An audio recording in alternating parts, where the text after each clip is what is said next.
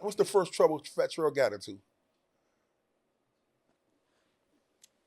The first trouble I ever got into. The Lord got involved. The first trouble I ever got into, I was caught in a UU, a Cadillac, man. One of them Cadillac, what was it, man? It was one of them, it was a silver Cadillac smacked out. That was the first time I ever got caught by the law. It was in that stolen car. Right. I had just got in the back seat. I was on the phone with my little broad from Cedar Gardens. Right. I was about to get my man to drop me all around Cedar. Right. So I called her, and when I called her, I'm like, man, I'm on the way, you want something to drink? What's up? The feds got behind us, and my man, the driver, I ain't gonna say his name, he hit it, boom, hit it. And I forgot, I don't know what that joint, whether it ran out of gas or what, but the Cadillac stopped. I don't know, they had a kill switch on it or what. Yeah. The Cadillac stopped, and the driver got out, man, and I got out, man, and I tried to run, man, and they caught me. They ran you down? Yeah, they ran me down. Yeah. But they seen me get out the back seat. I was slow. That's when I found out how slow I was. Oh, yeah. It's funny, man. Speaking of UUV, man, that's a big thing right now downtown with those cars, man. Absolutely. They call them free cars now. Yeah, what they call them? Free cars. Oh, yeah. Yeah, they call them free cars. I went to the meeting show last night. Chico Bean, shout out, man. He lit me up in the joint. Oh, right? Man. Oh, yeah, for real? Shout out Chico Bean, man. That's my dog. I was just texting Chico last night, congratulating on him, because I ain't go there. My little female friend went there before we had linked up. Last night she went there, so she was like, man, I love the show, da da da. Right. And so I hit him and was like, man, damn, man, congratulations, man. I apologize for not being able to come out and catch that monumental moment, because that's a monumental moment. Like he sold out MGM, Chico, man, from uptown. Yeah. You know what I'm saying? Like I could say that's a part of my era, like Chico a part of my era. You feel me? Like you know how Earthquake and Dave Chappelle from the city, but to me they a different era, a generation before me. So for Chico to sell out MGM, I should have been there. Yeah, it was sold out, But he kept on referencing the cars that it's easy to steal now. I want to say the Hondas. Yeah, the Kias and all that. Right? So he kept on saying, "We'll park of the Kia out there is gone." You know what I'm saying? He said, "We'll park of that joke is gone," right? So somebody, a girl holler and say, "Yeah, dog, I got a 2023. He said, "Yeah, well, they got a new one that's gone." Right? Shout out to Chico, man. I wish I would have been there. I ain't missing the next one. I promise I won't. What made Fat Trel become a rapper? And when you knew you was good? What made me become a rapper? My oldest cousin was rapping, and he made beats and he rapped. And well, you know, first of all, I always loved music though. I always loved music, man. And you know, the first time I seen Cassidy battle Freeway, I was addicted. Like crack cocaine addicted.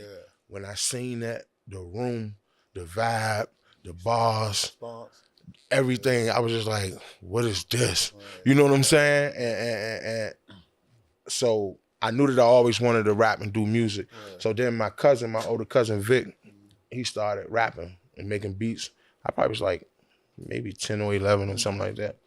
And I just always walked around rapping. Like I was always rapping. I knew all the lyrics to all the hottest songs on the radio, you know? And he was just like, man, all right, come on, write a rap. And I wrote a rap and I recorded it. And ever since I first heard my voice on a record, I fell in love with rap. You know what I'm saying? I knew that's what I wanted to do. But I've been writing raps though. Like my first rap I ever wrote was in the 3rd grade in my talent show at school. You know, I went. You remember it? Nah, I don't remember it at all. Okay. I know the name. I never forget the name. It was called My Ghetto Neighborhood. Okay.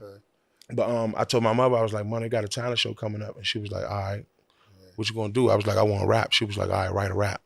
I was like, I don't know what to write about. And she was like, write about this ghetto ass neighborhood.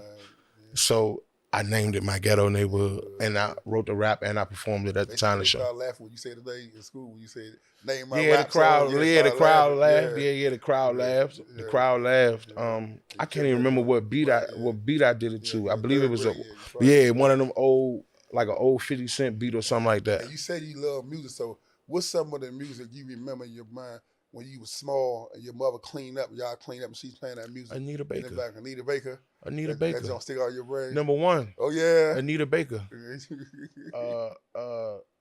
My Angel. I Apologize. Oh, yeah. Sweet Love. Good Love. I could go on and on. Anita Baker, Marvin Gaye, the OJs, and all that. But number one, Anita Baker. Could you tell what type of mood she was about, the music she played? Absolutely. Yeah. Absolutely. I knew when she was upset at someone that she was dating. I knew when she was upset that money was funny. And I knew when it was time to clean up. You know what I'm saying? It was a soundtrack for... But did you know this, though? You ready for this, though? Did you know the one she was playing when she had a good day with a boyfriend or something? Did you know that joint when she ready to clean Absolutely. up? Absolutely. I know when she having a good day. The food, you know the food tastes a little better and everything, right? I can tell by what she cooking the night, whether she in a good mood. Right, you know what I'm saying? Loud as ever on the phone with her girlfriends, drinking her Boone. This back when she was drinking Boone's Farm wine. Boone's Farm. She used to mix Bacardi, like a little bit of Bacardi, and a little bit of peach fuzz Boone's Farm wine. Yeah. And put a little bit of ice cube in it and a straw in it. Right. When she made that drink, I knew it was a good day. It was a good day. Yeah. It was a good day. Yeah. Mm-hmm. I remember them zones right there too. Absolutely. Right? I mean, that's what life is about, though. That's what it's about, man. Yeah. But I be wishing that a lot of young little kids can experience that. Sometimes they be close in age with their mom. You know what I'm saying? So they on the same music, but those times, man, was unbelievable. You walk past, you mind your own. Was a kid, but a kid was a grown up, right? Grown was a grown up. Man, I pray for real. I mean, physically pray at night for that urge to come back just a little bit, because I think that'll be a lot of healing, and they get to understand the family. Because a lot of times, we can get into this later on, that a lot of times when you see young guys or young people doing things, especially when it's against older people, it's they really just don't know. You know what I'm saying? They don't really know the importance of why you don't supposed to talk or do that certain things, right? Absolutely. So that's one of the things that, man, I really, really wish to come back. But I'm gonna get you touched on that a little later on, right? Okay. What local? I know you said something about Cassidy and Freeway, but what local artists here kind of inspired you a little bit? You got any flavor from, or different little stuff from? Booby was one of the first hometown rappers I ever heard rap. And Booby, Free Booby. Yeah, Free Booby, man. Shout out to Booby. Shout out the whole One Way movement. And forgive me if I forgot this one rapper name, man. I had his CD when I was real little. He was from the city, but I forgot his name. But KM. Black from the Black Flag family was one of the first rappers I ever heard rap from home too. And then I believe I had just turned 16 and my mother had put me in Job Corps. When I first heard my first Wale record on the radio, I was like, oh shit. You know what I'm saying? Because like Booby had always been lit in DC. Like everybody in DC, Maryland, Virginia knew who Booby was. But to hear a national industry sound, but with Washingtonian flavor on it, was when I first heard Wale Nike Boots on the radio. When I heard that, I instantly got into, all right, I'm about to be a rapper. Like, he made it. I know I can make it. You know what I'm saying? I know I can make it. You know what I'm saying? And that's when I first started really, really writing raps heavy, man. So, Booby, Wale, and I'm gonna keep it 100, man. I always surprise people when I say this. Before I was rapping, I was listening to Raheem DeVaughn heavy, man. Oh, yeah. That's a talent, though. Yeah, I can see that. I was listening to Raheem DeVaun heavy, man. Yeah, that's a talent. My men used to laugh at me, like all of us, we all had different nights of when we invite girls over, you know what I'm saying? Because we was deep as shit in one house. So one nigga had Thursday, one nigga had Friday, one nigga had Saturday, one nigga had Sunday. On my night, so we all used to talk about what you played in the room when you had your girl in there. You know what I'm saying? So niggas going over their little playlists is what they gonna play when they bride in there. And I always put that Raheem DeVaun on when my bride came over. Oh, yeah. Worked every time, man.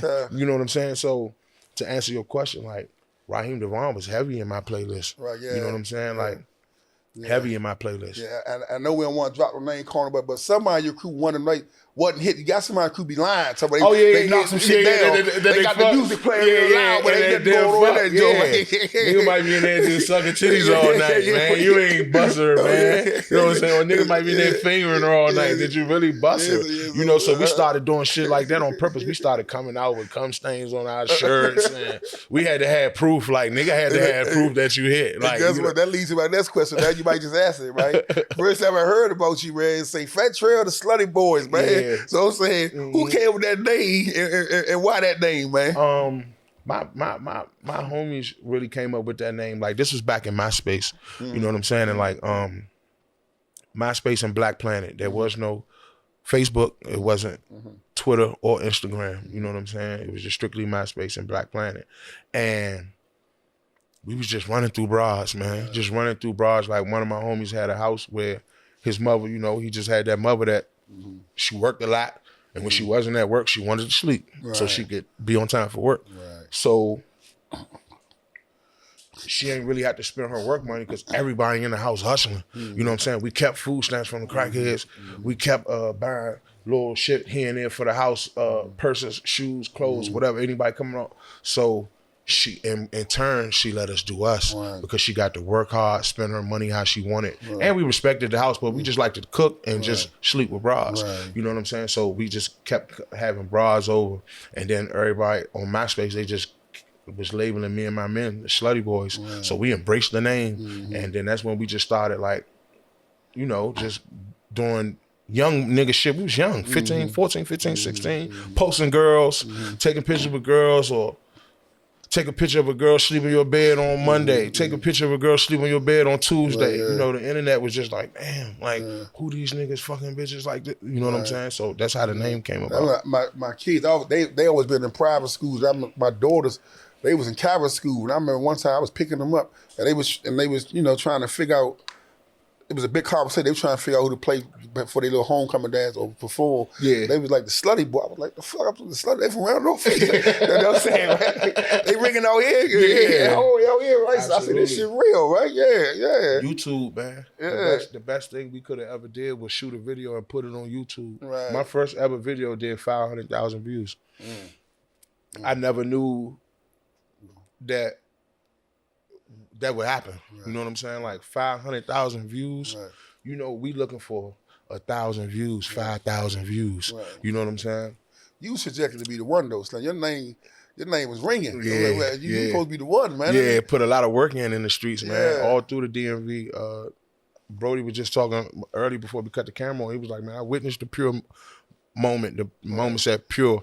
Like Club Pure, you had to be there, man. Like that shit was the trajectory of DMV rap. Club Pure played a huge part in that, and that was game changing, man. You know what I'm saying? That open mic scene, that whole U Street, all the way from 9th Street all the way up to 14th, different open mics, man, every night of the week. That shit was like, that was when they really supported DC rap, man, and you met rappers from all over, Uptown, Southeast, Southwest. You met niggas from all over. You know what I'm saying? So the DMV rap, like, it changed my life, man. You know what I'm saying? And when you came out, you had such a bold approach. Every time I see the video, no shirt on. Every time you talk, what made you so bold? Was that just who you was at the time? Well, you know, excuse me, before I rap, like I was the nigga around my way. I embraced being ugly. So let's set that straight right now. So you know, around your way, everybody Joan, they got the one person who they're Joan on the most. You know what I'm saying? I was down bad. You know what I'm saying? Anybody who tell you they knew me before rap will tell you, man, I remember when Trel was fucked up. You know what I'm saying? So people used to Joan on me a lot. So that in turn, I embraced being fat and ugly. So I'm always calling myself fat and ugly anyway. So what you gonna come with? I know I'm fat and I'm ugly. So before I started rapping, I was always the one, when niggas had bras around the way, I used to walk through with no shirt on. Like, what's up with y'all? Dapper everybody up.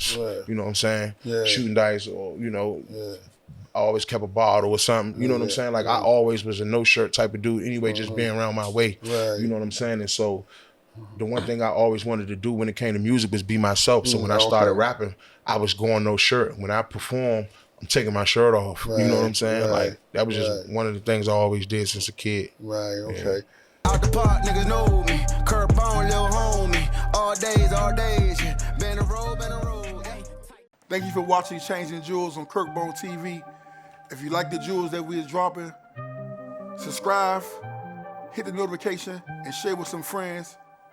And I'll see you on the next episode of Changing Jewels, Kirkbone TV.